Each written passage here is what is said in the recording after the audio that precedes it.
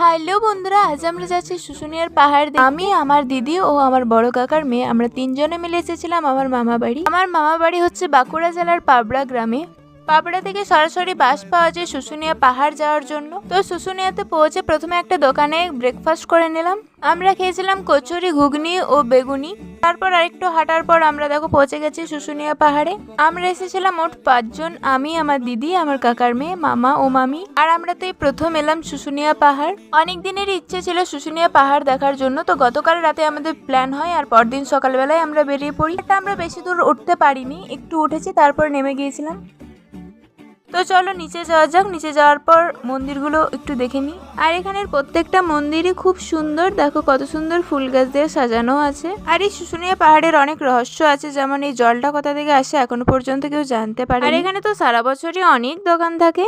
তারপর দোকানদানি একটু ঘুরে তারপর আমরা বেরিয়ে পড়েছিলাম এখানের পার্কটা দেখতে, যেটার ভিডিও খুব তাড়াতাড়ি আসছে। তো এখন তো আমরা বসে আছি বাসের জন্য। তো যাই হোক, ভিডিওটি ভালো লাগলে অবশ্যই লাইক করে দিও, চ্যানেলটিকে সাবস্ক্রাইব করো।